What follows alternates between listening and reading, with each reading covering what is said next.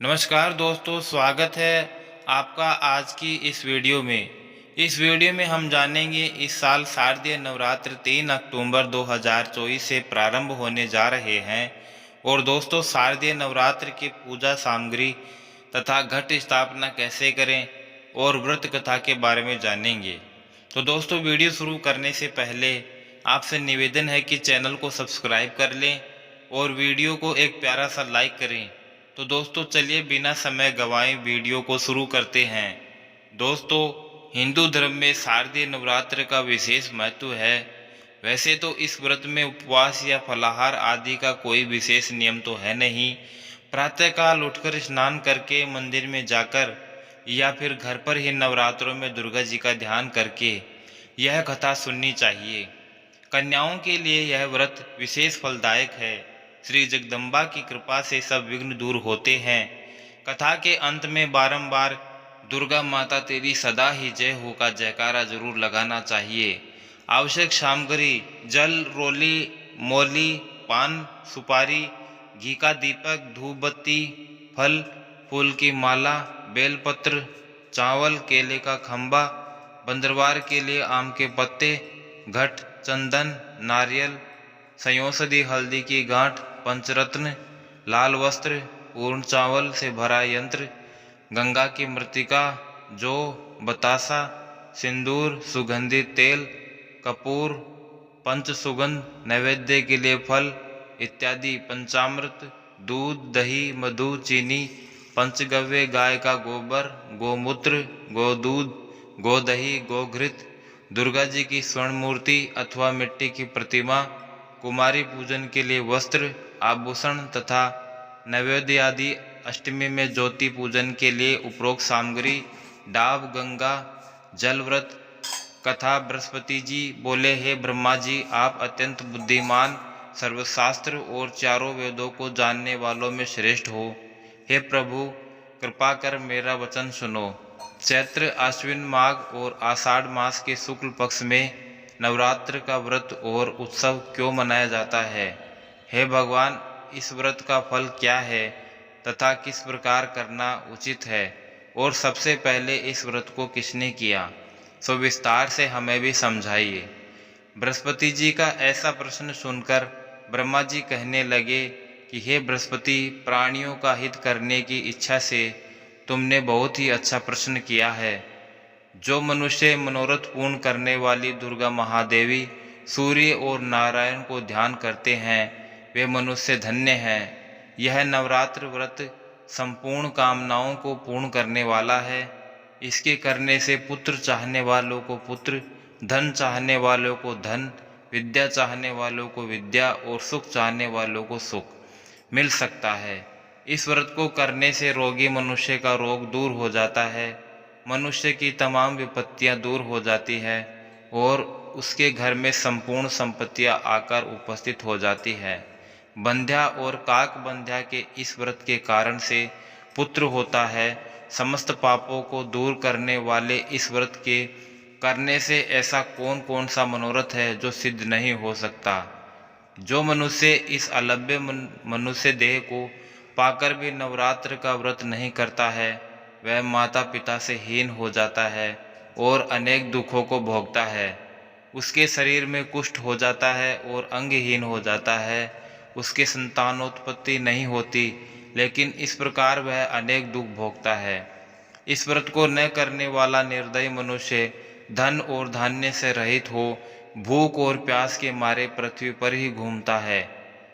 यदि व्रत करने वाला मनुष्य सारे दिन का उपवास न कर सके तो एक समय भोजन करें और उस दिन बांधों सहित नवरात्र व्रत की कथा सुने।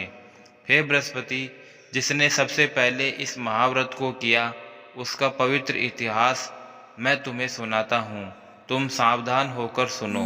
इस प्रकार ब्रह्मा जी के वचन सुनकर बृहस्पति जी बोले, हे ब्रह्मा जी, मनुष्यों का कल्याण करने वाले इस व्रत के इतिहास को मेरे लिए कहो, मैं सावधान होकर सुन रहा हूँ और आपकी शरण आए हुए मुझ पर कृपा करो। ब्रह्मा जी बोले, पीठित नाम के मनोहर नगर में एक अनाथ नाम का ब्राह्मण रहता था। वह भगवती दुर्गा का भक्त था। उसके यहाँ संपूर्ण सद्गुणों से युक्त मानो ब्रह्मा जी की सबसे पहली रचना हो, ऐसी यथार्थ नाम वाली सुमति नाम की एक अत्यंत सुंदर कन्या पैदा हुई। वह कन्या सुमति अपने घर के बालकपन में अपनी सहेलियों के साथ क्रीड़ा करती हुई इस प्रकार बढ़ने लगी जैसे शुक्ल पक्ष में चंद्रमा की कला बढ़ती है। उसका पिता प्रतिदिन दुर्गा पूजा और होम किया करता था। उस समय वह भी नियम से वहां उपस्थित होती थी। एक दिन वह सुमति अपनी सखियों के साथ खेलने में लग गई और भगवती के पूजन में उपस्थित नहीं हुई। उसके पिता को पुत्री की ऐसी असावधानी देखकर बड़ा क्रोध आया और पुत्री से कहने लगा कि हे दुष्ट पुत्री, आज प्रभात से तुमने भगवती का पूजन नहीं किया, इस कारण मैं किसी कुष्ठी और दरिद्र मनुष्य के साथ तेरा विवाह करूंगा। इस प्रकार कुपित पिता के वचन सुनकर सुमति को बड़ा दुख हुआ और पिता से कहने लगी कि हे पिताजी, मैं आपकी कन्या हूँ, मैं आपकी सब तरह से अधीन हूँ। जैसी आपकी इच्छा हो मेरा विवाह कर सकते हैं, होगा वही जो मेरे भाग्य में लिखा है और मेरा तो इस पर पूर्ण विश्वास है। मनुष्य न जाने कितने मनोरथों का चिंतन करता है, पर होता वही है जो भाग्य में लिखा होता है। जो जैसा करता है उसको फल भी बस कर्म के अनुसार ही मिलता है, क्योंकि कर्म के कारण मनुष्य के अधीन है और फल देव के अधीन है। जैसे अग्नि में पड़े हुए तीरनादी उसको और प्रदीप्त कर देते हैं, उसी तरह अपनी कन्या के ऐसे निर्भयता से कहे हुए वचन सुनकर उस ब्राह्मण को अधिक क्रोध आया। तब उसने अपनी कन्या का एक कुष्ठी के साथ विवाह कर दिया और अत्यंत क्रुद्ध होकर पुत्री से कहने लगा कि जाओ, यहाँ से जाओ, जल्दी जाओ और अपने कर्म का फल भोगो। देखते हैं केवल भाग्य के भरोसे पर रहकर क्या कर सकती हो। इस प्रकार से कहे हुए पिता के कटु वचनों को सुनकर सुमति अपने मन में विचार करने लगी कि अहो, मेरा बड़ा दुर्भाग्य है जिससे मुझे ऐसा पति मिला है। इस तरह अपने दुख का विचार करती हुई वह सुमति अपने पति के साथ वन में चली गई और भयानक वन में कुशायुक्त उस स्थान पर उन्होंने वह रात बड़े कष्ट से व्यतीत की।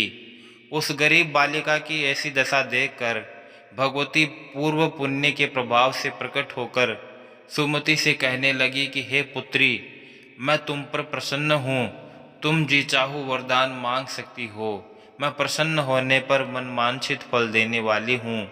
इस प्रकार भगवती दुर्गा का वचन सुनकर ब्राह्मणी कहने लगी, आप कौन है जो मुझ पर प्रसन्न हुई हो? यह सब मेरे लिए कहो और अपनी कृपा दृष्टि से मुझ पर दासी को भी कृतार्थ करो। ऐसा ब्राह्मणी का वचन सुनकर देवी कहने लगी कि मैं आदि शक्ति हूँ और प्राणियों का दुख दूर कर उनको सुख प्रदान करती हूँ। हे ब्राह्मणी, मैं तुझ पर तेरे पूर्व जन्म के पुण्य प्रभाव से प्रसन्न हूँ। तुम्हारे पूर्व जन्म का वृतांत अब तुम्हें सुनाती हूँ।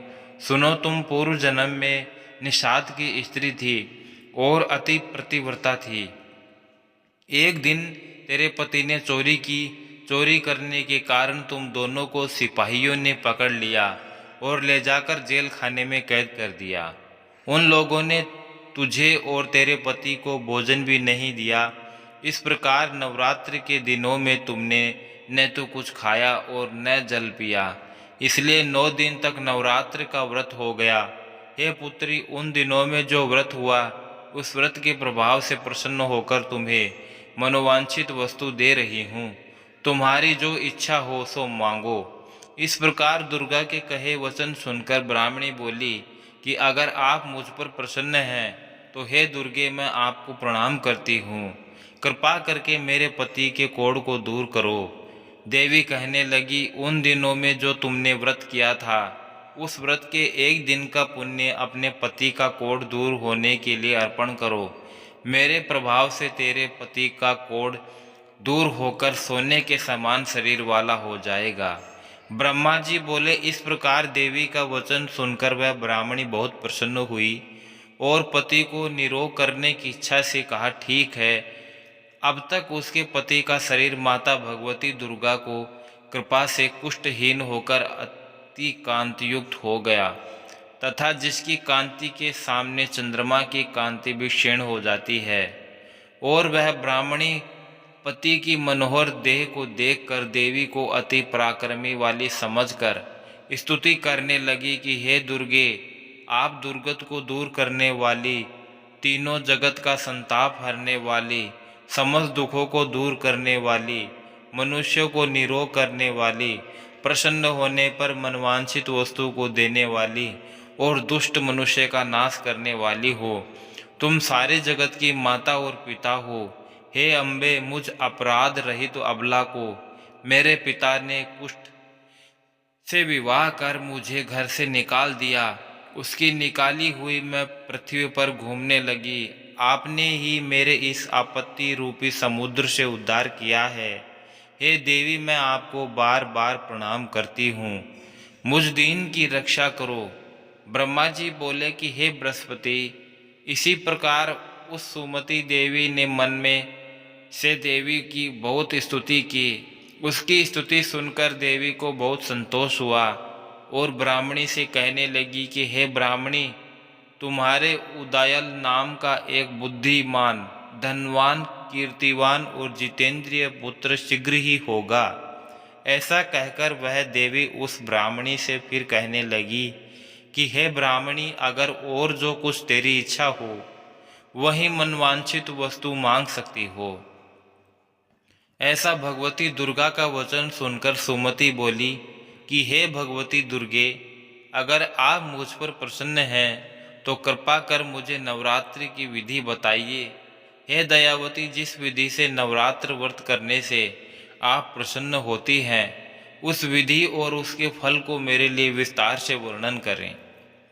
इस प्रकार ब्राह्मणी के वचन सुनकर दुर्गा कहने लगी कि हे ब्राह्मणी, मैं तुम्हारे लिए संपूर्ण पापों को दूर करने वाली नवरात्र विधि को बताती हूँ, जिसको सुनने मात्र से तमाम पापों से छुटकारा और मोक्ष की प्राप्ति हो जाती है। अश्विन मास के शुक्ल पक्ष की प्रतिपदा को लेकर 9 दिन तक विधि पूर्वक व्रत करें। यदि दिन भर का व्रत न कर सके तो एक समय भोजन करें। पढ़े लिखे ब्राह्मणों से पूछकर घट स्थापना करें और वाटिका बनाकर उसको प्रतिदिन जल से सींचें। अर्घ्य दें। बिजोरा के फूल से अर्घ्य देने से रूप की प्राप्ति होती है। जायफल से कीर्ति, दाग से कार्य की सिद्धि, आंवले से सुख और केले से भूषण की प्राप्ति होती है। इस प्रकार फलों से अर्घ्य देकर यथाविधि हवन करें। खांड, घी, गेहूं, शहद, जौ, तिल, बिंब, नारियल, दाख और कदम, इनसे हवन करें। गेहूं से होम करने से लक्ष्मी की प्राप्ति होती है। खीर व चंपा के पुष्पों से धन और पत्तनों से तेज और सुख की प्राप्ति होती है। आंवले से कीर्ति और केले से पुत्र की प्राप्ति होती है। कमल से राज सम्मान और दाखों से सुख संपत्ति की प्राप्ति होती है। व्रत करने वाला मनुष्य इस विधान से होम कर आचार्यों को अत्यंत नम्रता के साथ प्रणाम करें और यज्ञ की सिद्धि के लिए उसे दक्षिणा दें। इस महाव्रत को बताई गई विधि के अनुसार जो कोई करता है उसके सब मनोरथ सिद्ध हो जाते हैं। इसमें तनिक भी संशय नहीं है। इन 9 दिनों में जो कुछ दान आदि दिया जाता है उसका करोड़ों गुना फल मिल जाता है। इस नवरात्र के व्रत करने से ही अश्वमेघ यज्ञ का फल मिलता है। हे ब्राह्मणी, इन संपूर्ण कामनाओं को पूर्ण करने वाले उत्तम व्रत को तीर्थ, मंदिर अथवा घर में ही विधि के अनुसार करें। ब्रह्मा जी बोले, किसे बृहस्पति इस प्रकार ब्राह्मणी को व्रत की विधि और फल बताकर देवी अंतर्ध्यान हो गई। जो मनुष्य या स्त्री इस व्रत को भक्ति पूर्वक करता है वह इस लोक में सुख पाकर अंत में दुर्लभ मोक्ष को प्राप्त होता है। हे बृहस्पति जी, यह दुर्लभ व्रत का महत्व मैंने तुम्हारे लिए बतलाया है। ऐसा ब्रह्मा जी के वचन सुनकर बृहस्पति जी आनंद के कारण बहुत रोमांचित हो गए और ब्रह्मा जी से कहने लगे, हे ब्रह्मा जी, आपने मुझ पर अति कृपा की है। जो अमृत के समान इस नवरात्रि व्रत का महत्व को आपने सुनाया है, ऐसे बृहस्पति जी के वचन सुनकर ब्रह्मा जी बोले कि हे बृहस्पति, तुमने सब प्राणियों का हित करने वाले इस अलौकिक व्रत को पूछा है, इसलिए तुम धन्य हो। यह भगवती शक्ति संपूर्ण लोकों का पालन करने वाली है। इस महादेवी के प्रभाव को कौन जान सकता है। अंत में कथा समाप्त कर आपसे गुजारिश है कि इस वीडियो अच्छा लगे तो एक प्यारा सा लाइक कर चैनल को सब्सक्राइब करके बेल आइकन ज़रूर प्रेस कर लें, ताकि आने वाली हमारी नई वीडियो की नोटिफिकेशन आप तक पहुंच जाए।